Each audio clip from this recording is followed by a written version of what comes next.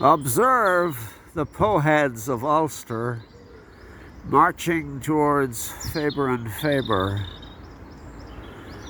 by Kevin Kiely.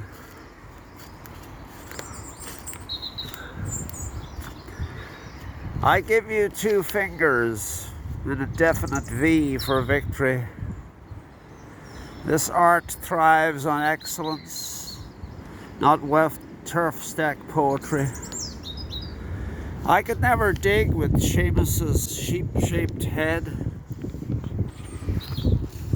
and between forefinger and thumb, hold a laptop instead. These careerist Norn Iron poets hijacked language to build a Lego fake, hyped up rural idolatry, parading as literary earthquake. While Charlie Monteith fawned on the London literary press via Faber Faber, British guilt exalted a daisy chain of reverse men, smudging on paper and paper. Frog-marching poets cashed in while civil rights fought wrongs in the north. Alone the real people linked broken arms and marched forth. In a dirty tricks fix vacuum movement of empty mouth, akin to many of the mushroom dolmen presses in the south, fitted green carpet poets finding a slim volume audience at home, nostalgia for farm, kitchen, pigsty, and the sub-Kavanagh bog longing poem. Imagine bleating sheep dressed in homespun, ill-fitting woolly kilts, and dull little poems like turf smoke signals, basically stilted verse on stilts. But this cunning clique worked up a jumble of politics to blame and Seamus, and a pretense to proxy history, while their aim was fame and be famous.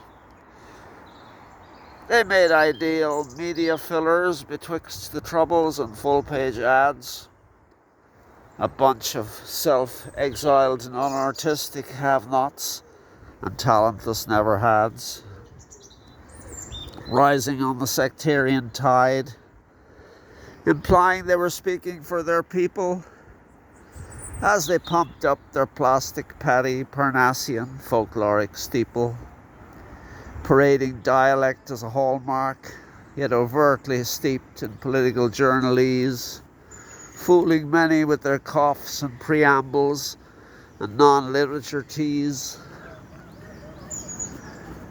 Nothing more than a crinkle-suited academic phalanx pulling strings through insider institutional congregational readings, keeping their bleary, dreary eyes on the Guardian, TLS and the BBC, London, Boston, New York, the Irish Times and RTE. These pretender dumb poem men with exported clipped tones, po-biz behind the scenes,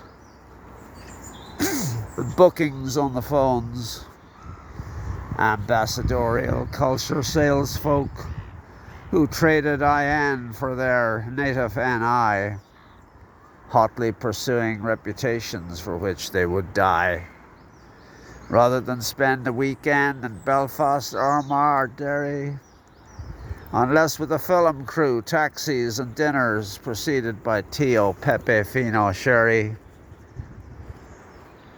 These were the drywall poetry spoofs, truly northern, truly rooted, never beaten, jailed, bombed out, harassed and hooted, living safely and squarely in southern Ireland, vainly and gainly, writing north of north about its pastoral landscape mainly. Metaphor gone mad, slack cadenced vocality of the locality, a poetry of fauna, flora, and the threshing machine's practicality. These were a fallacy, all in one queue. Poland and Murphy and Mahan and Montague, Heaney and Longley and Bugaboo Muldoon, inhabiting their Shangri-La land, north by north of Pseudo-Brigadoon, frauds posing with putrid books in hand, soft-slippered yodelers out of tune, never exposed for being right royal hypocrites, poking poetry hams at home, at America, and at peace-loving mainland Brits, Ireland's self-styled scribe heroes, spewing fashionable green ink of ploughs, potatoes, hay forks, yokel cliches, and the jawbox sink. Never exposed for being right royal hypocrites, poking poetry hams at home, at America, and at peace-loving mainland Brits.